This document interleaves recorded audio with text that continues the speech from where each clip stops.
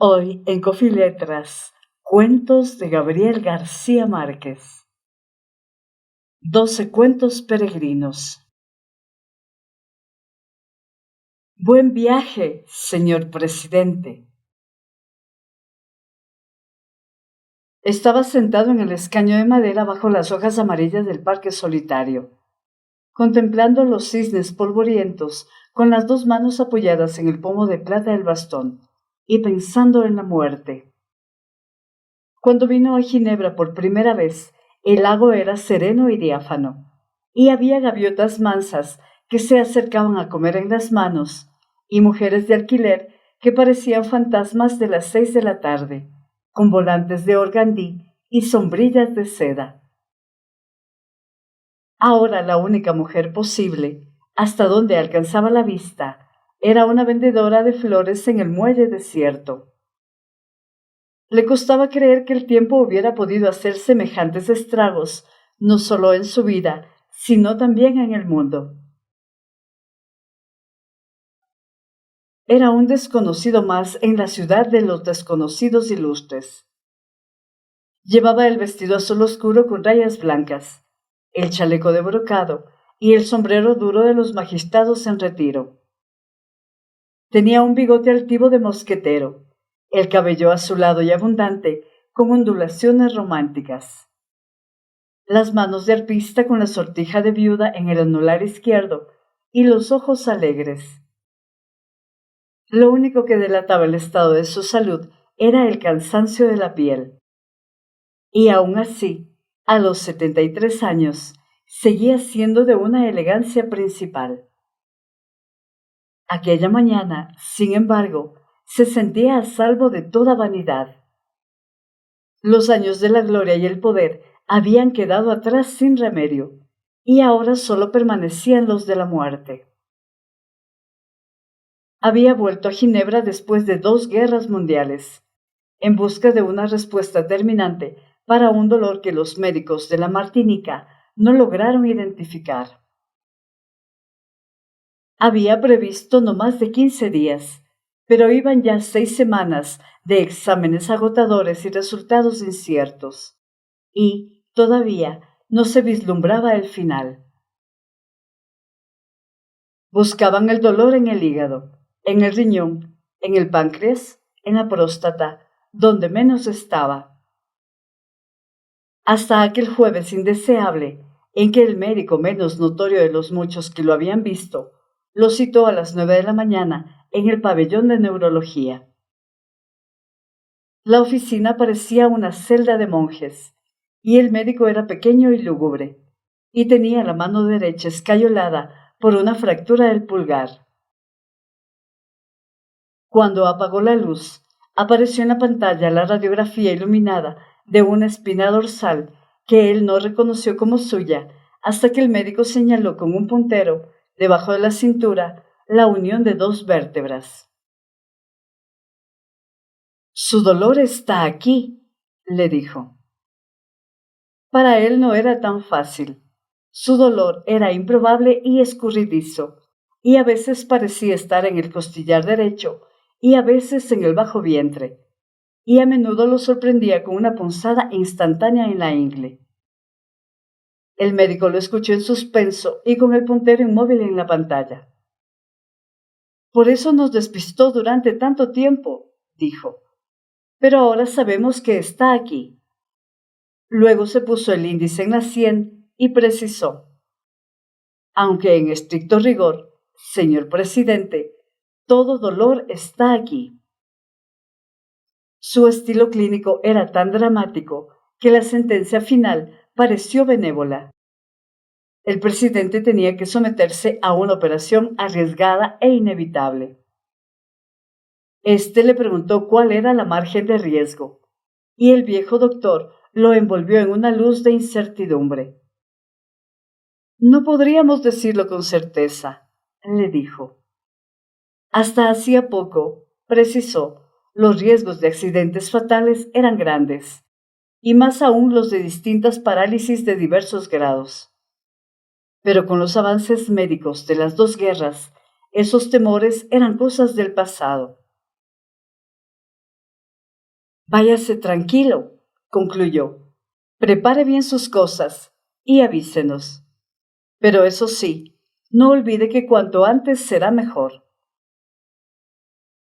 No era una buena mañana para digerir esa mala noticia, y menos a la intemperie.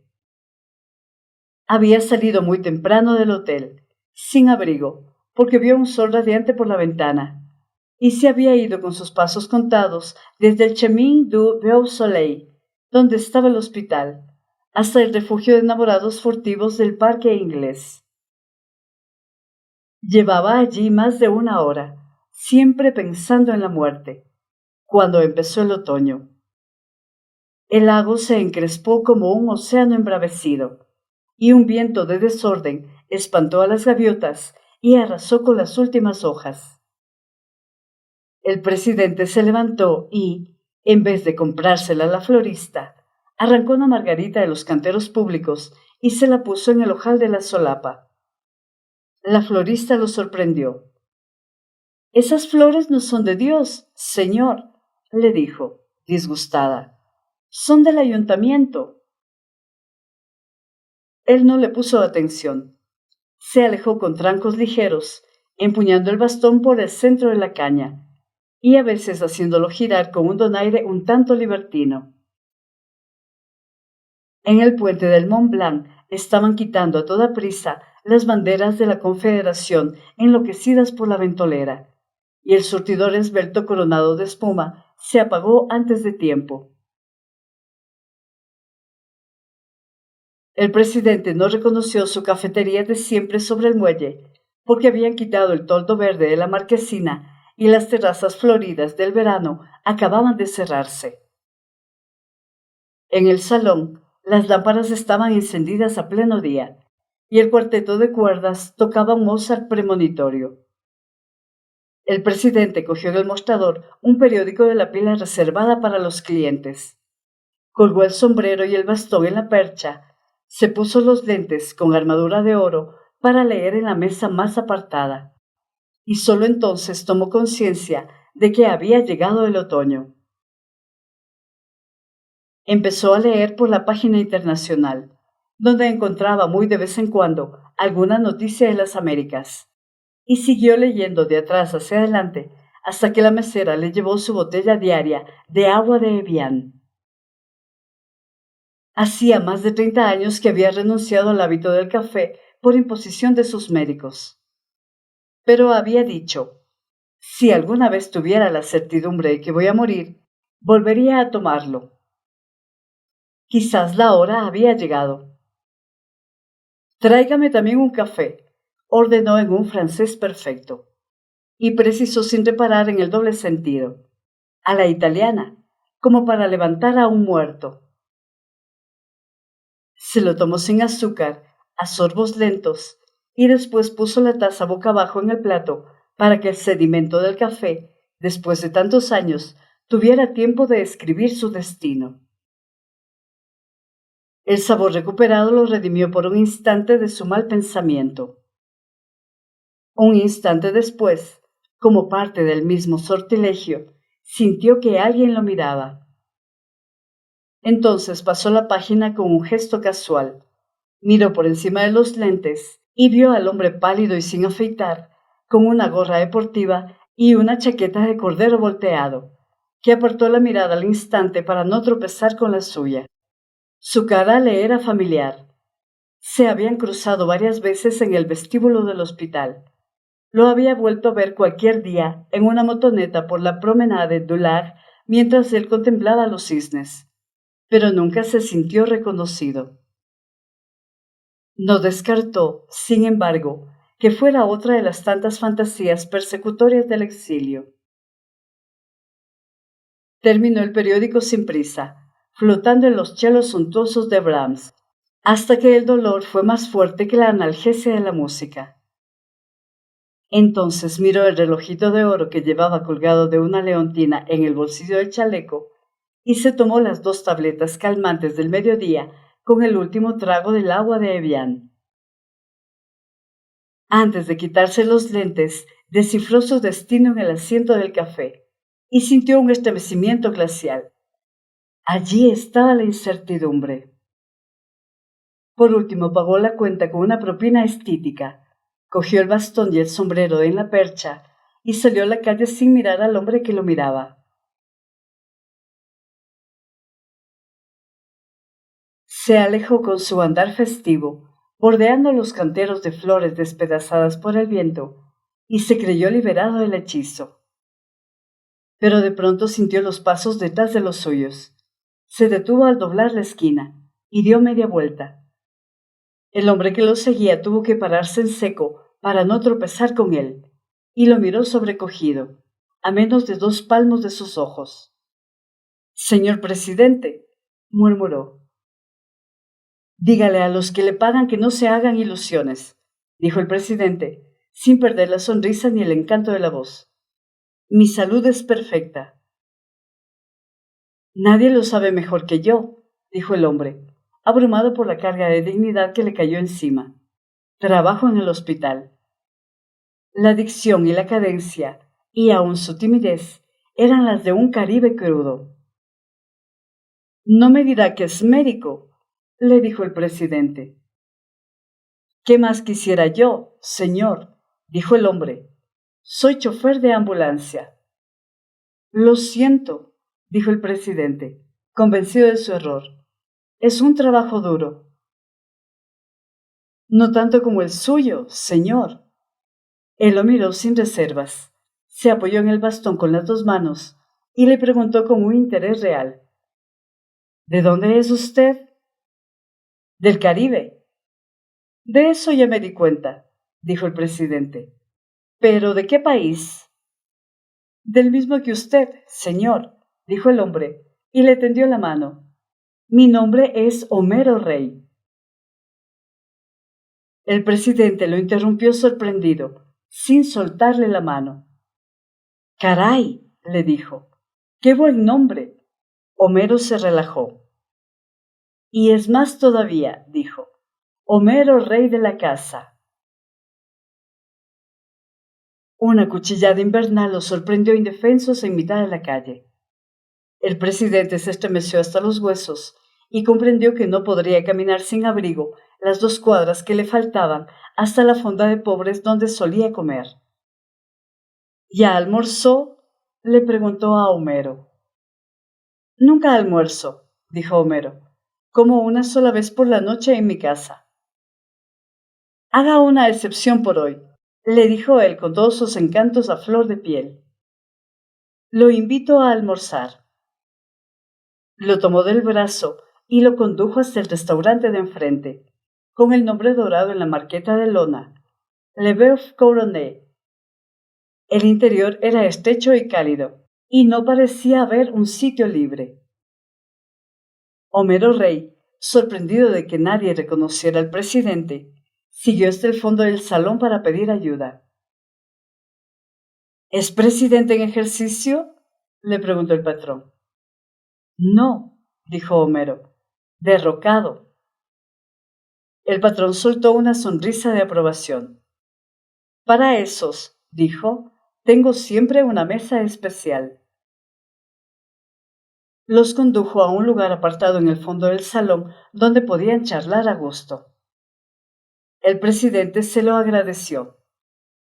«No todos reconocen como usted la dignidad del exilio», dijo. La especialidad de la casa eran las costillas de buey al carbón. El presidente y su invitado miraron en torno y vieron en las otras mesas los grandes trozos asados con un borde de grasa tierna. «Es una carne magnífica», murmuró el presidente, «pero la tengo prohibida». Fijó en Homero una mirada traviesa y cambió de tono.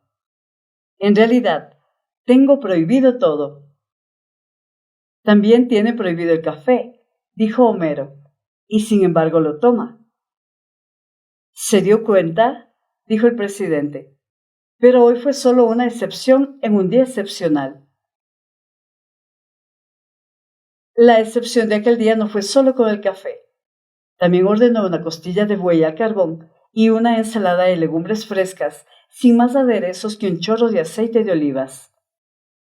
Su invitado pidió lo mismo, más media garrafa de vino tinto.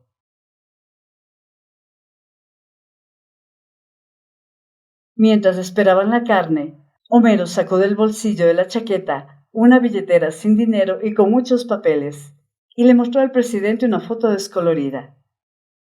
Él se reconoció en mangas de camisa, con varias libras menos, y el cabello y el bigote de un color negro intenso, en medio de un tumulto de jóvenes que se habían empinado para sobresalir.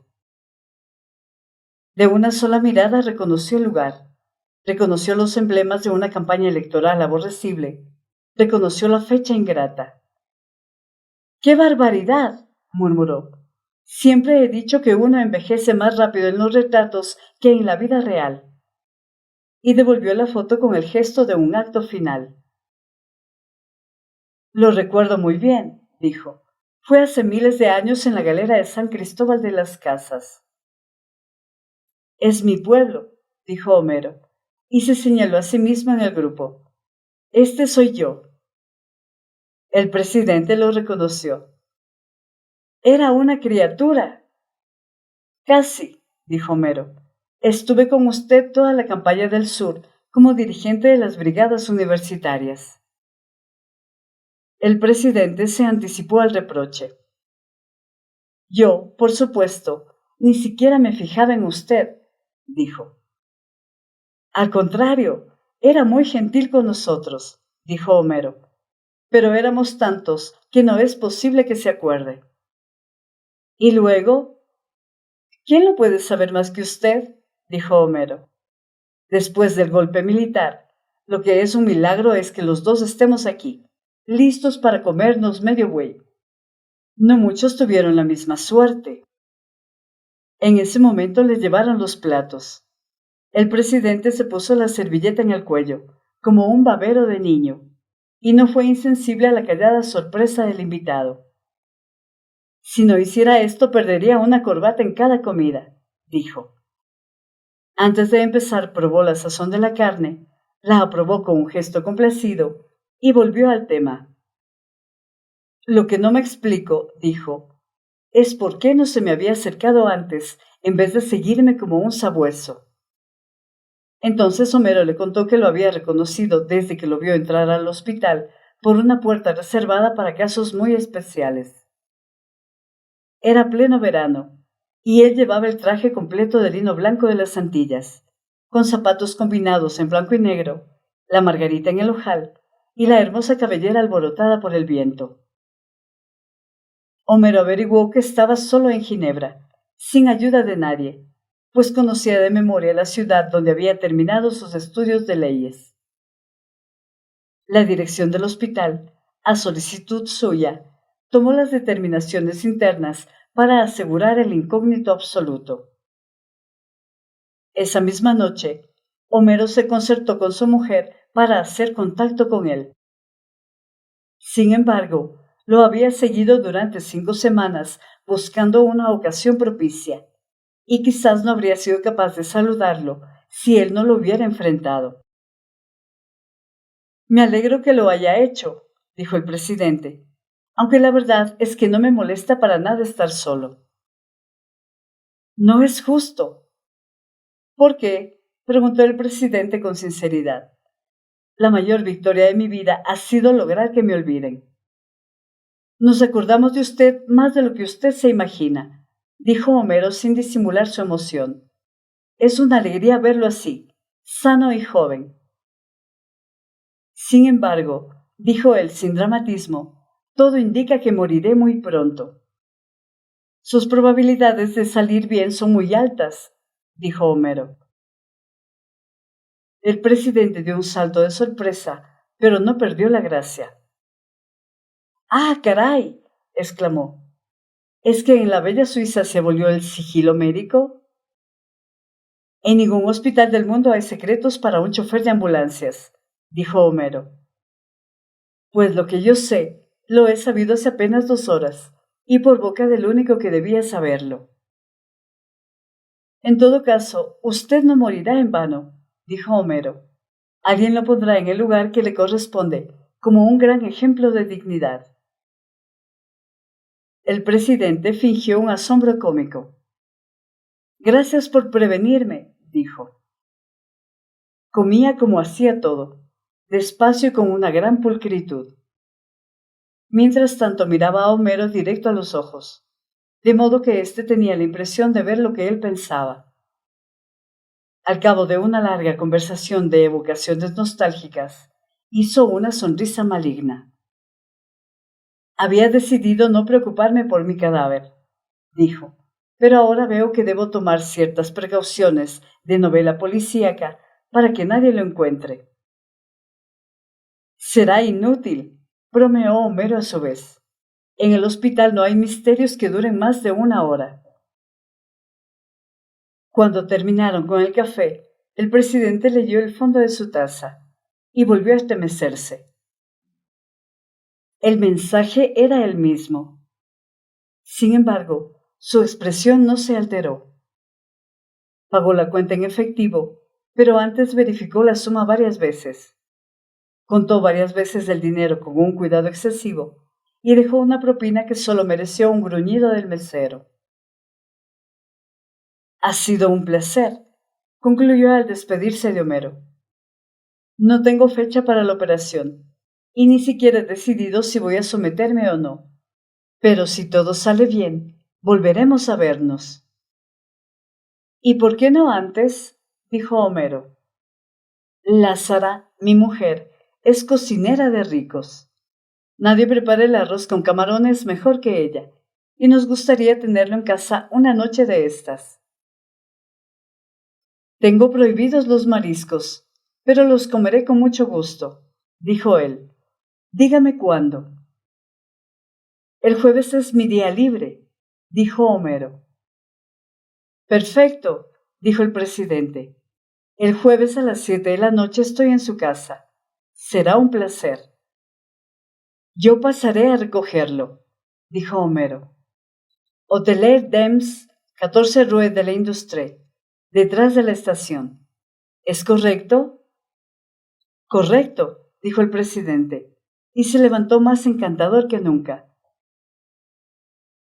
Por lo visto, sabe hasta el número que calzo. Claro, señor, dijo Homero, divertido. 41. Lo que Homero Rey no le contó al presidente, pero se lo siguió contando durante años a todo el que quiso oírlo, fue que su propósito inicial no era tan inocente. Como otros choferes de ambulancia, tenía arreglos con empresas funerarias y compañías de seguros para vender servicios dentro del mismo hospital, sobre todo a pacientes extranjeros de escasos recursos. Eran ganancias mínimas, y además había que repartirlas con otros empleados que se pasaban de mano en mano los informes secretos sobre los enfermos graves. Pero era un buen consuelo para un desterrado sin porvenir que subsistía a duras penas con su mujer y sus 2 hijos con un sueldo ridículo. Lázara Davis, su mujer, fue más realista.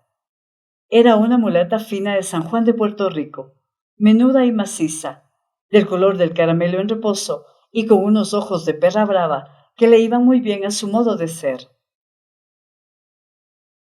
Se habían conocido en los servicios de caridad del hospital, donde ella trabajaba como ayudante de todo después que un rentista de su país, que la había llevado como niñera, la dejó al garete en Ginebra. Se habían casado por el rito católico, aunque ella era princesa yoruba, y vivían en una sala y 2 dormitorios en el 8º piso sin ascensor de un edificio de emigrantes africanos. Tenían una niña de 9 años, Bárbara, y un niño de 7, Lázaro, con algunos índices menores de retraso mental. Lázara Davis era inteligente y de mal carácter, pero de entrañas tiernas. Se consideraba a sí misma como una Tauro pura, y tenía una fe ciega en sus augurios astrales. Sin embargo, nunca pudo cumplir el sueño de ganarse la vida como astróloga de millonarios. En cambio, aportaba a la casa recursos ocasionales y a veces importantes, preparando cenas para señoras ricas que se lucían con sus invitados, haciéndoles creer que eran ellas las que cocinaban los excelentes platos antillanos. Homero, por su parte, era tímido de solemnidad y no daba para más de lo poco que hacía. Pero Lázara no concebía la vida sin él por la inocencia de su corazón y el calibre de su arma. Les había ido bien, pero los años venían cada vez más duros y los niños crecían. Por los tiempos en que llegó el presidente, habían empezado a picotear sus ahorros de 5 años. De modo que cuando Homero Rey lo descubrió entre los enfermos incógnitos del hospital, se les fue la mano en las ilusiones. No sabían a ciencia cierta qué le iban a pedir, ni con qué derecho. En el primer momento habían pensado venderle el funeral completo, incluidos el embalsamiento y la repatriación. Pero poco a poco se fueron dando cuenta de que la muerte no parecía tan inminente como al principio. El día del almuerzo estaban ya aturdidos por las dudas. La verdad es que Homero no había sido dirigente de brigadas universitarias, ni nada parecido, y la única vez que participó en la campaña electoral fue cuando tomaron la foto que habían logrado encontrar por milagro traspapelada en el ropero. Pero su fervor era cierto. Era cierto también que había tenido que huir del país por su participación en la resistencia callejera contra el golpe militar, aunque la única razón para seguir viviendo en Ginebra después de tantos años era su pobreza de espíritu. Así que una mentira de más o de menos no debía ser un obstáculo para ganarse el favor del presidente. La primera sorpresa de ambos fue que el desterrado ilustre viviera en un hotel de cuarta categoría en el barrio triste de la Grotte, entre emigrantes asiáticos y mariposas de la noche, y que comiera solo en fondas de pobres, cuando Ginebra estaba llena de residencias dignas para políticos en desgracia. Homero lo había visto repetir día tras día los actos de aquel día. Lo había acompañado de vista y a veces a una distancia menos que prudente, en sus paseos nocturnos por entre los muros lúgubres y los colgajos de campánulas amarillas de la ciudad vieja. Lo había visto absorto durante horas frente a la estatua de Calvino. Había subido tras él, paso a paso, la escalinata de piedra, sofocado por el perfume ardiente de los jazmines, para contemplar los lentos atardeceres del verano desde la cima del Bourg Le Fort.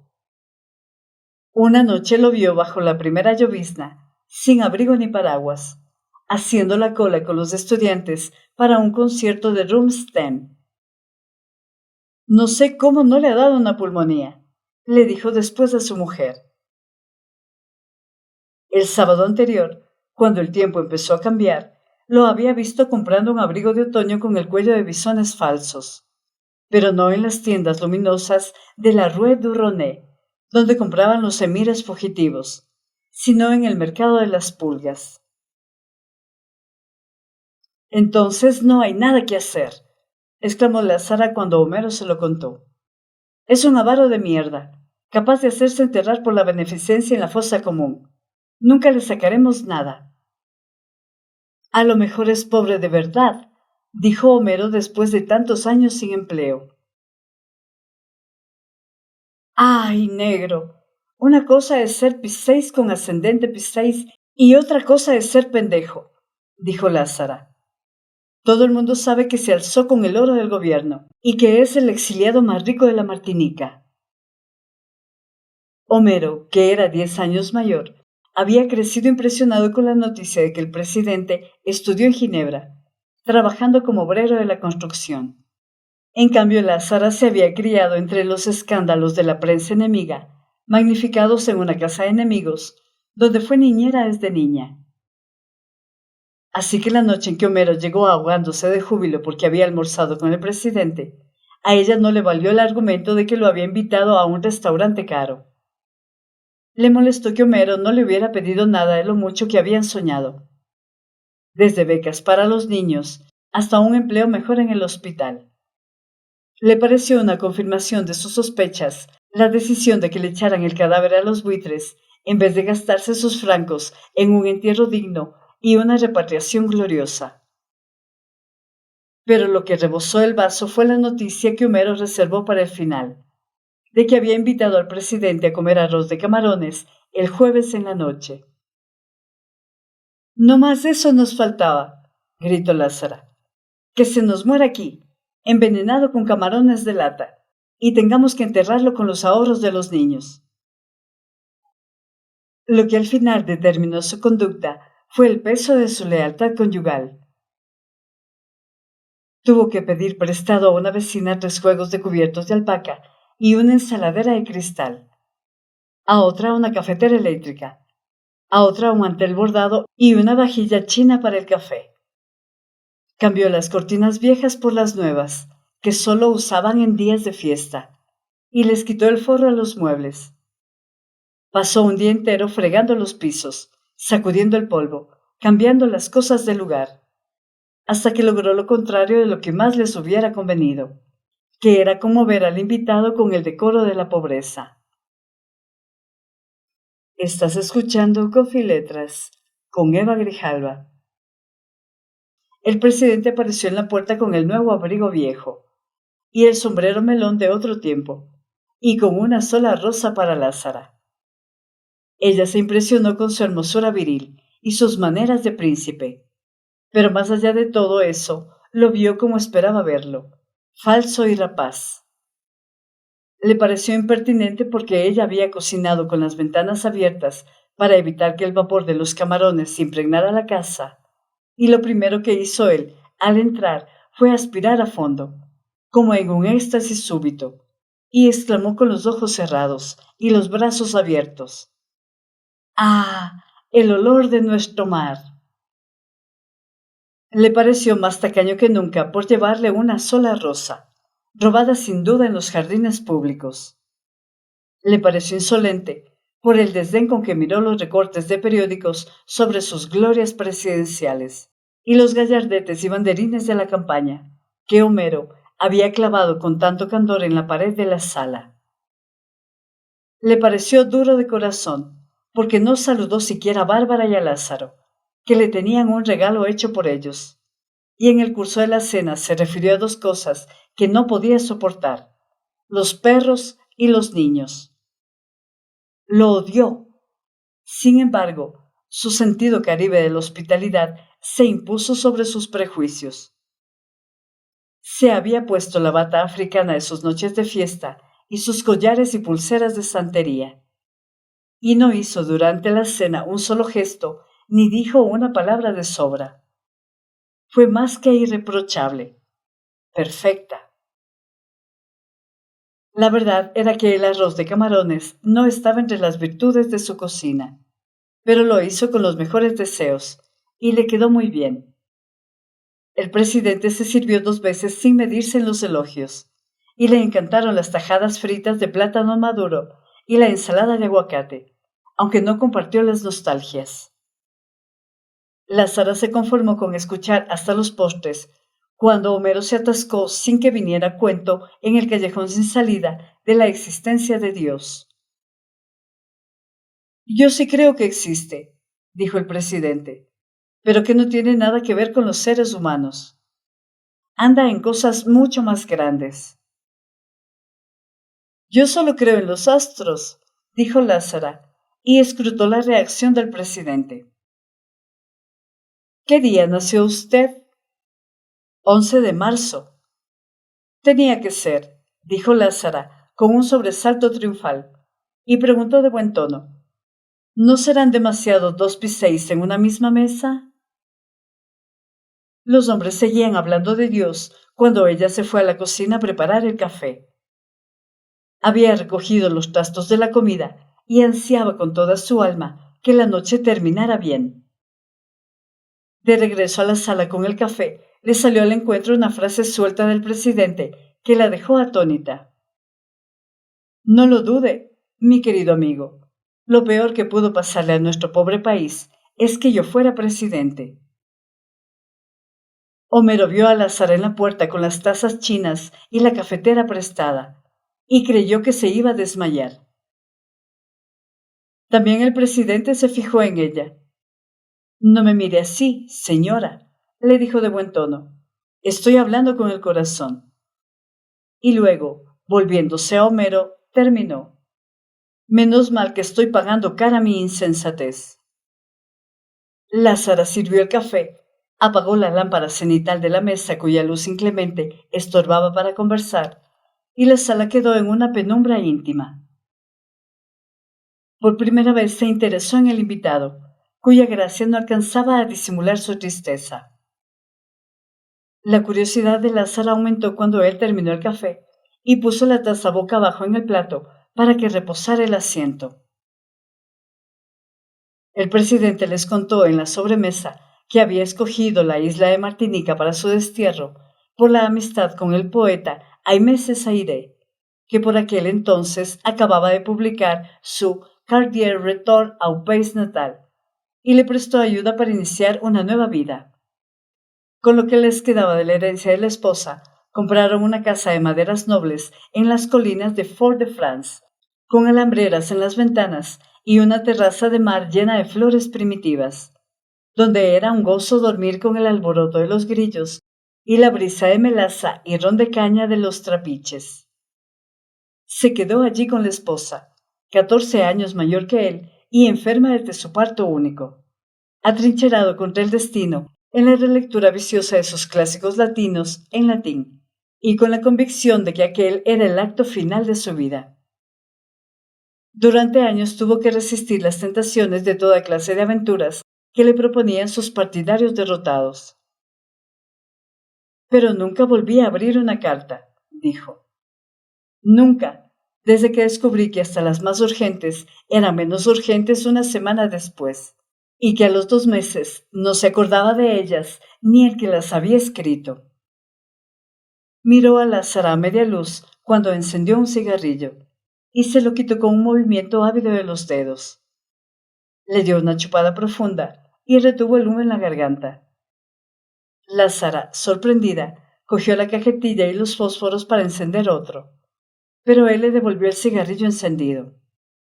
Fuma usted con tanto gusto que no pude resistir la tentación, le dijo él, pero tuvo que soltar el humo porque sufrió un principio de tos. Abandoné el vicio hace muchos años, pero él no me abandonó a mí por completo, dijo. Algunas veces ha logrado vencerme, como ahora. La tos le dio 2 sacudidas más. Volvió el dolor. El presidente miró la hora en el relojito de bolsillo y tomó las 2 tabletas de la noche. Luego escrutó el fondo de la taza. No había cambiado nada, pero esta vez no se estremeció. Algunos de mis antiguos partidarios han sido presidentes después que yo, dijo. Sáyago, dijo Homero.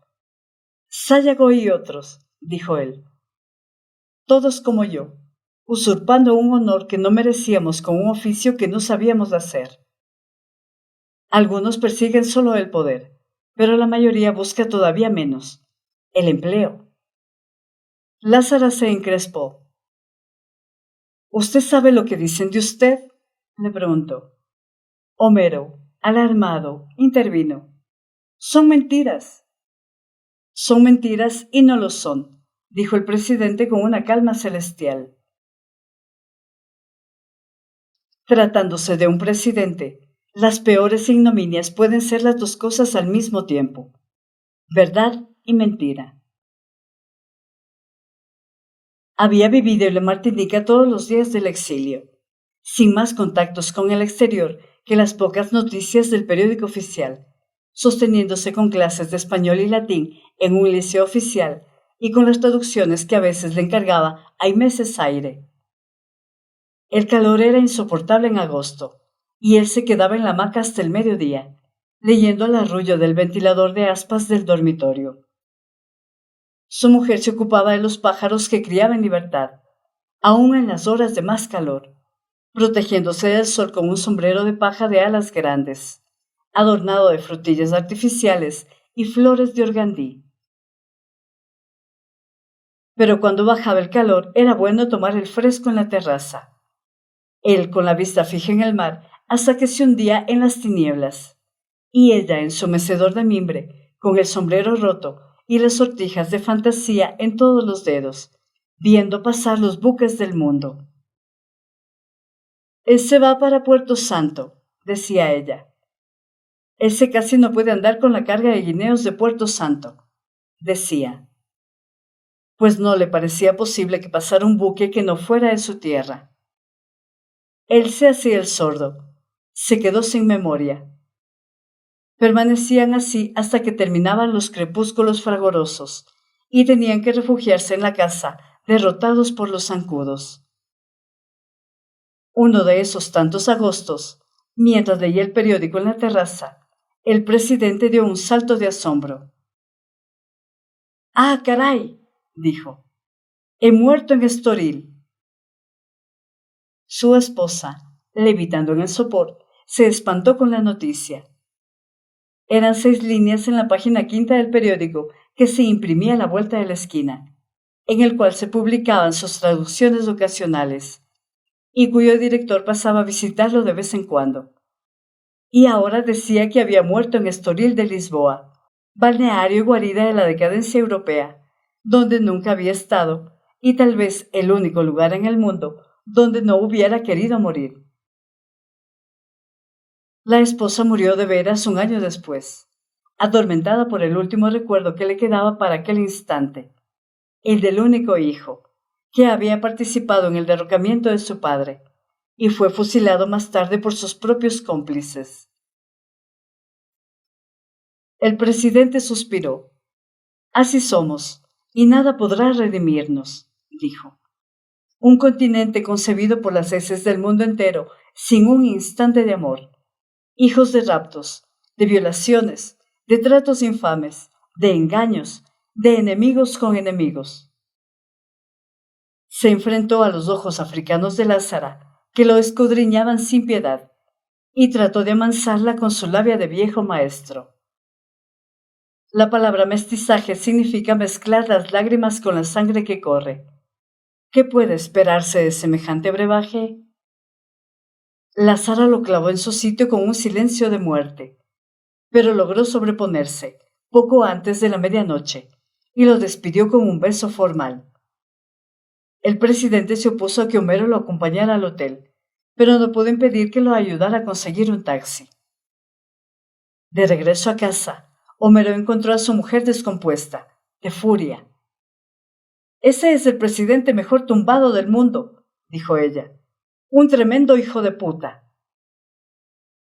A pesar de los esfuerzos que hizo Homero por tranquilizarla, pasaron en vela una noche terrible.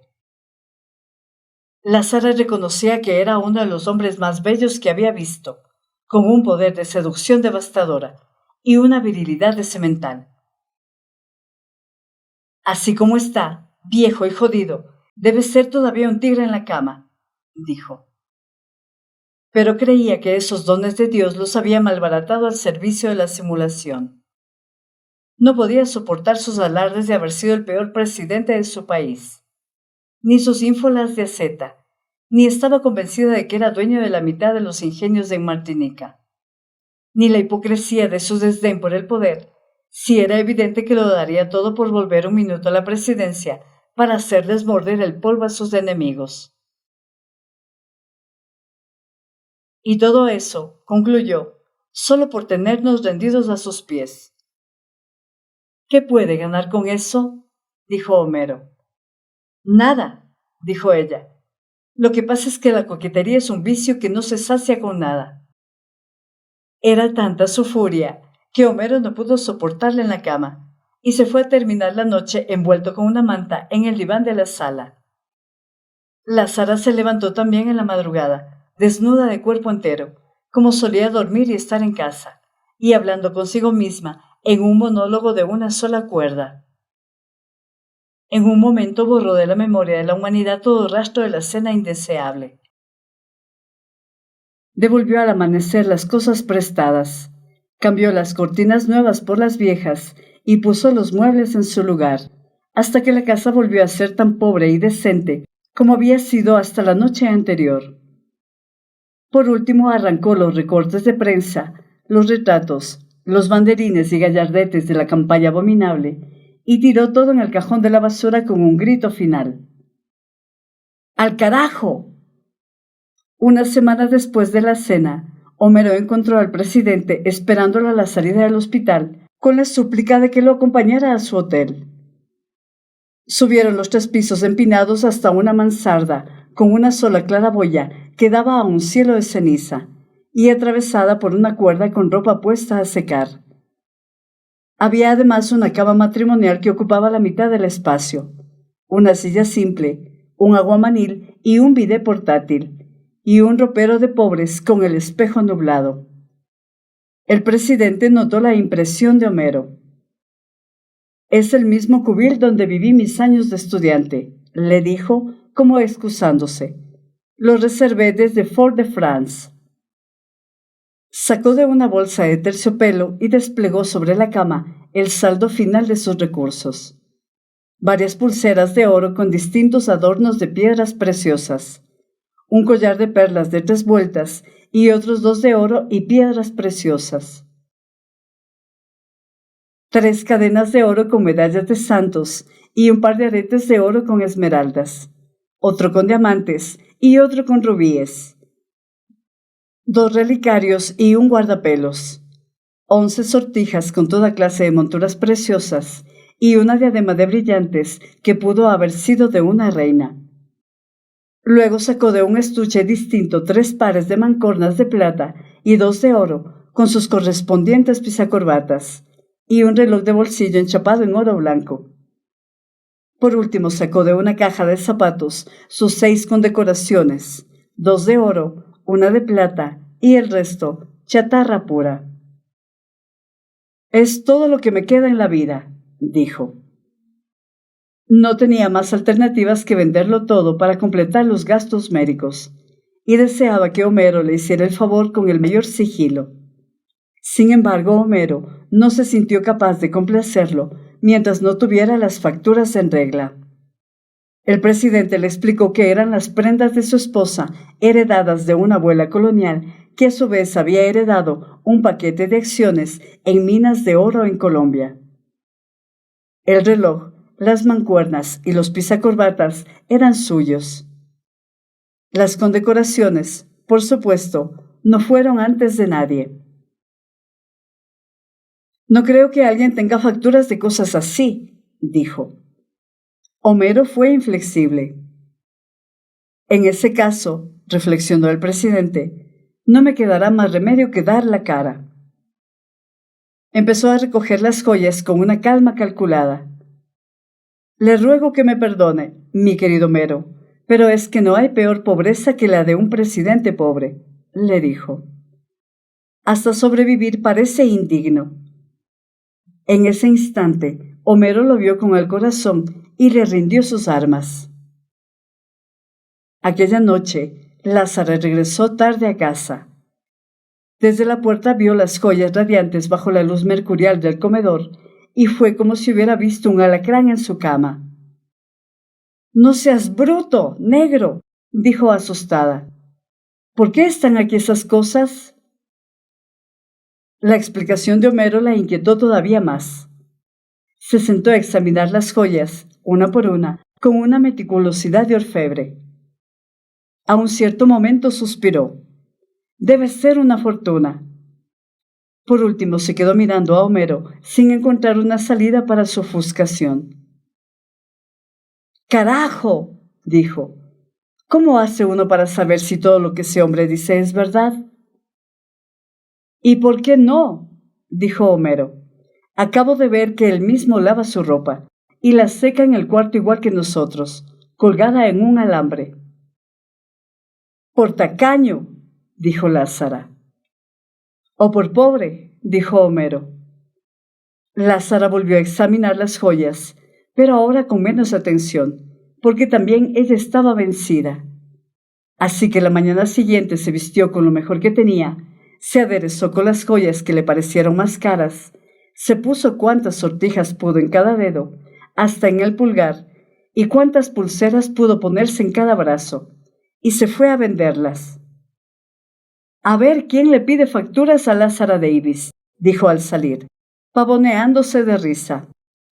Escogió la joyería exacta, con más ínfulas que prestigio, donde sabía que se vendía y se compraba sin demasiadas preguntas, y entró aterrorizada pero pisando firme. Un vendedor vestido de etiqueta, enjuto y pálido, le hizo una venia teatral al besarle la mano, y se puso a sus órdenes. El interior era más claro que el día, por los espejos y las luces intensas, y la tienda entera parecía de diamante. Lázara, sin mirar apenas al empleado por temor de que se le notara la farsa, siguió hasta el fondo.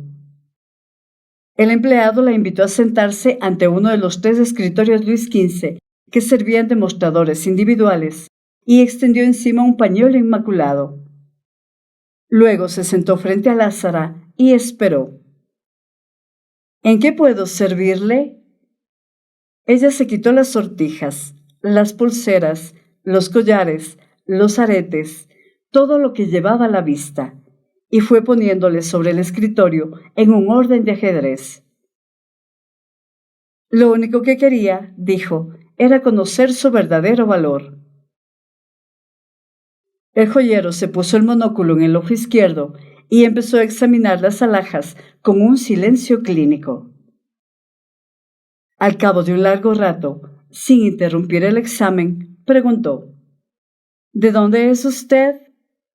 Lázara no había previsto esa pregunta. ¡Ay, mi señor!, suspiró, de muy lejos. Me lo imagino, dijo él.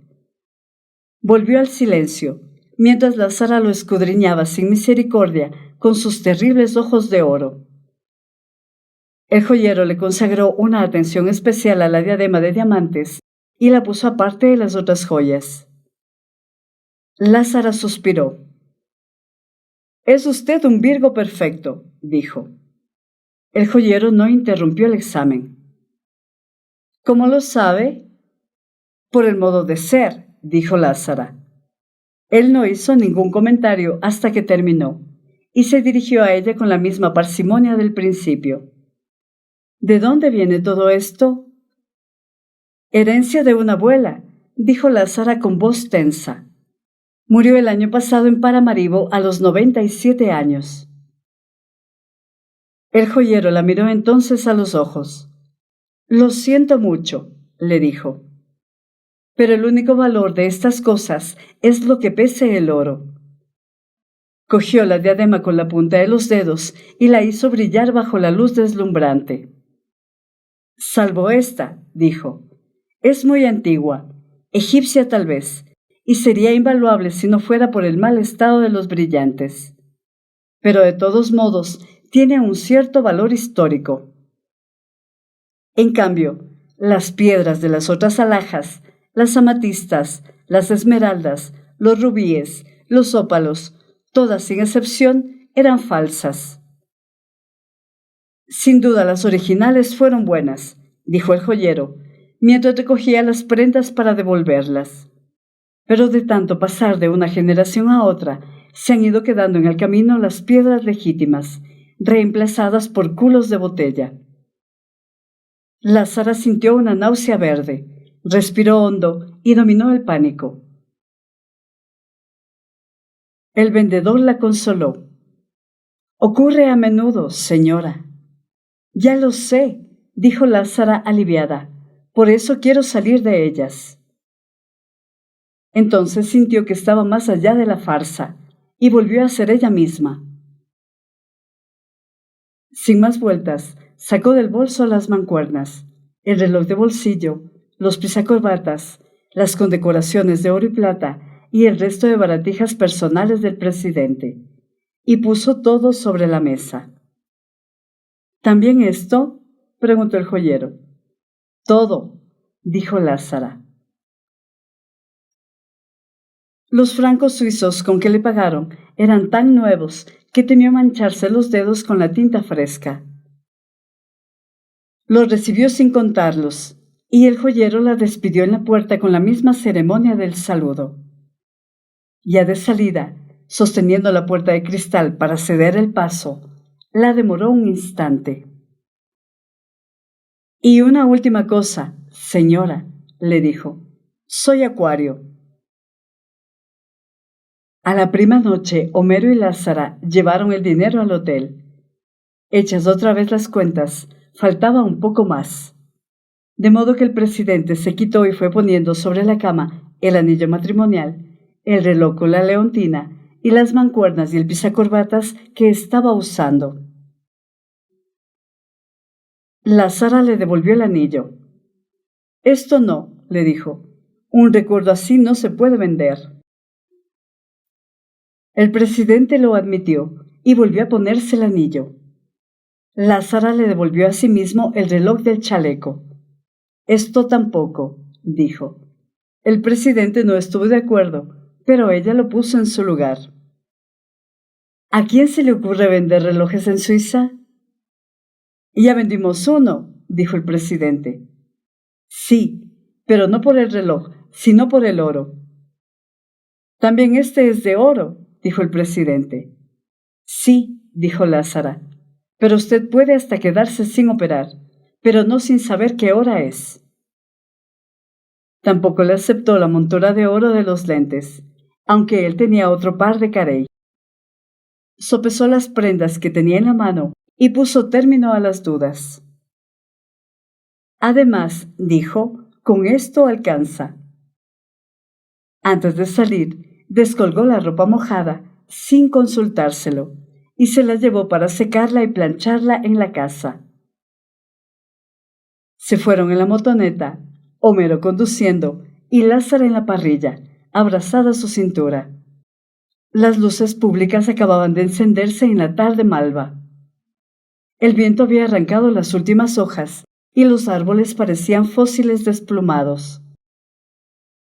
Un remolcador descendía por el ródano con un radio a todo volumen que iba dejando por las calles un reguero de música. Georges Brassens cantaba. Homero y Lázara corrían en silencio embriagados por la canción y el olor memorable de los jacintos. Al cabo de un rato, ella pareció despertar de un largo sueño. ¡Carajo!, dijo. ¿Qué? El pobre viejo, dijo Lázara. ¡Qué vida de mierda! El viernes siguiente, 7 de octubre, el presidente fue operado en una sesión de 5 horas que por el momento dejó las cosas tan oscuras como estaban. En rigor, el único consuelo era saber que estaba vivo. Al cabo de 10 días lo pasaron a un cuarto compartido con otros enfermos y pudieron visitarlo. Era otro, desorientado y macilento, y con un cabello ralo que se le desprendía con el solo roce de la almohada. De su antigua prestancia solo le quedaba la fluidez de las manos. Su primer intento de caminar con los 2 bastones ortopédicos fue descorazonador. Lázara se quedaba a dormir a su lado para ahorrarle el gasto de una enfermera nocturna. Uno de los enfermos del cuarto pasó la primera noche gritando por el pánico de la muerte. Aquellas veladas interminables acabaron con las últimas reticencias de Lázara. A los 4 meses de haber llegado a Ginebra, le dieron de alta. Homero, administrador meticuloso de sus fondos exiguos, pagó las cuentas del hospital y se lo llevó en su ambulancia con otros empleados que ayudaron a subirlo al 8º piso. Se instaló en la alcoba de los niños, a quienes nunca acabó de reconocer, y poco a poco volvió a la realidad. Se empeñó en los ejercicios de rehabilitación con un rigor militar y volvió a caminar con su solo bastón. Pero aún vestido con la buena ropa de antaño, estaba muy lejos de ser el mismo, tanto por su aspecto como por el modo de ser. Temeroso del invierno que se anunciaba muy severo y que en realidad fue el más crudo de lo que iba del siglo, decidió regresar en un barco que zarpaba de Marsella el 13 de diciembre, contra el criterio de los médicos que querían vigilarlo un poco más. A última hora el dinero no alcanzó para tanto, y Lázara quiso completarlo a escondidas de su marido con un rasguño más en los ahorros de los hijos. Pero también allí encontró menos de lo que suponía. Entonces Homero le confesó que lo había cogido a escondidas de ella para completar la cuenta del hospital. Bueno, se resignó Lázara. Digamos que era el hijo mayor. El 11 de diciembre lo embarcaron en el tren de Marsella, bajo una fuerte tormenta de nieve. Y solo cuando volvieron a casa, encontraron una carta de despedida en la mesa de noche de los niños. Allí mismo dejó su anillo de bodas para Bárbara, junto con el de su esposa muerta, que nunca trató de vender, y el reloj de Leontina para Lázaro. Como era domingo, algunos vecinos caribes que descubrieron el secreto habían acudido a la estación de Cornavín con un conjunto de arpas de Veracruz. El presidente estaba sin aliento, con el abrigo de perdulario y una larga bufanda de colores que había sido de Lázara. Pero aún así permaneció en el pescante del último vagón, despidiéndose con el sombrero bajo el azote del vendaval. El tren empezaba a acelerar cuando Homero cayó en la cuenta de que se había quedado con el bastón. Corrió hasta el extremo del andén y lo lanzó con bastante fuerza para que el presidente lo atrapara en el aire, pero cayó entre las ruedas y quedó destrozado. Fue un instante de terror. Lo último que vio Lázara fue la mano trémula estirada para atrapar el bastón que nunca alcanzó, y el guardián del tren que logró agarrar por la bufanda al anciano cubierto de nieve y lo salvó en el vacío. Lázara corrió despavorida al encuentro del marido, tratando de reír detrás de las lágrimas. «¡Dios mío!», le gritó. «Ese hombre no se muere con nada». Llegó sano y salvo, según anunció en su extenso telegrama de gratitud. No se volvió a saber nada de él en más de un año. Por fin llegó una carta de 6 hojas manuscritas en la que ya era imposible reconocerlo. El dolor había vuelto, tan intenso y puntual como antes. Pero él decidió no hacerle caso y dedicarse a vivir la vida como viniera. El poeta Aimé Césaire le había regalado otro bastón con incrustaciones de nácar, pero había resuelto no usarlo. Hacía 6 meses que comía carne con regularidad y toda clase de mariscos, y era capaz de beberse hasta 20 tazas diarias de café cerrero. Pero ya no leía el fondo de la taza porque sus pronósticos le resultaban al revés. El día que cumplió los 75 años, se había tomado unas copitas del exquisito ron de la Martinica, que le sentaron muy bien, y volvió a fumar. No se sentía mejor, por supuesto, pero tampoco peor.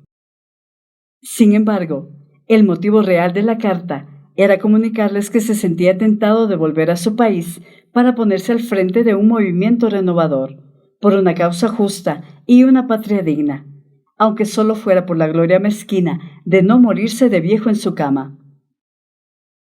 En ese sentido, concluía la carta, el viaje a Ginebra había sido providencial. Coffee Letras, literatura, con voz de mujer.